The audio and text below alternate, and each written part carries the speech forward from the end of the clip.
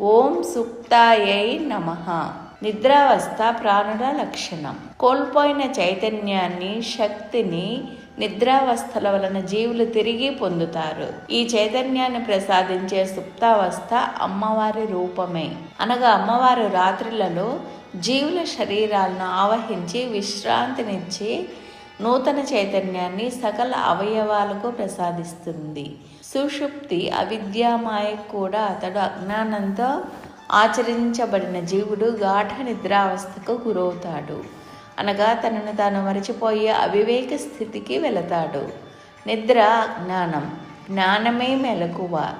శరీరం ధర్మ నిర్వహణ కోసం అనే విషయం మరిచిపోయి శరీరం సుఖ భోగాల కోసం అనుకుని తినడం, త్రాగడం ఇలాంటి సుఖాల వంటి వాటి వెంటబడిన జీవుల అవస్థను సుషుప్తి అంటారు. అజ్ఞానం సుఖాలలోత అహంకారాలు